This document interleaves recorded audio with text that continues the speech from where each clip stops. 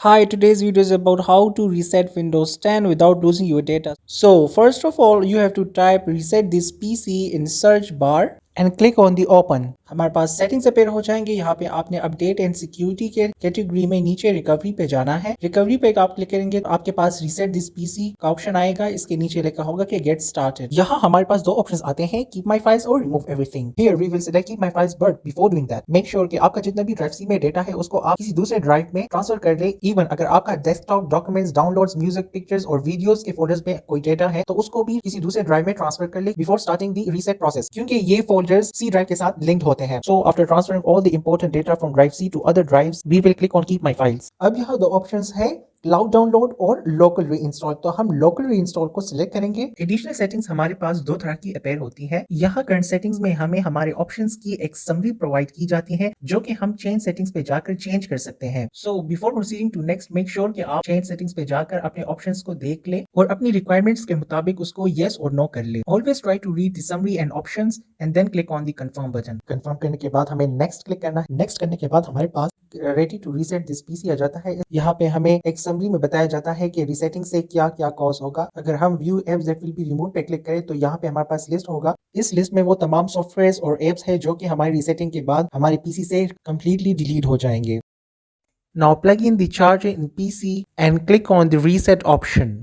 इसके बाद आपका रीसेटिंग का प्रोसेस स्टार्ट होगा और स्टेटस कंप्लीट होने के बाद ऑटोमेटिकली आपका पीसी रीस्टार्ट हो जाएगा। You have to be very patient क्योंकि ये बहुत ही टाइम कंज्यूमिंग प्रोसेस होता है।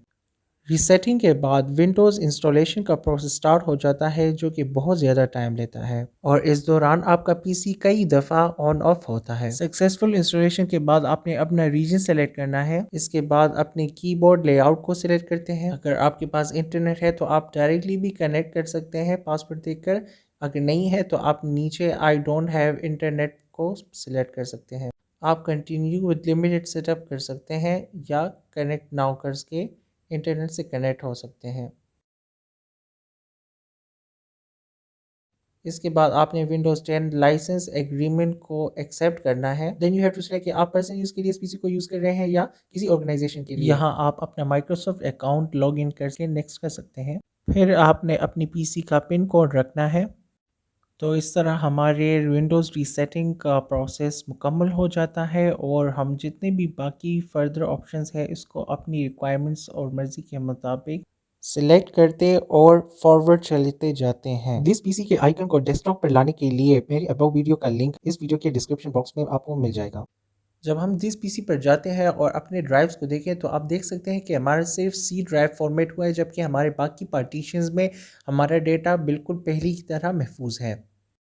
If you have found this video helpful, then do not forget to subscribe my channel and stay in touch on Instagram, Twitter and LinkedIn. Thank you.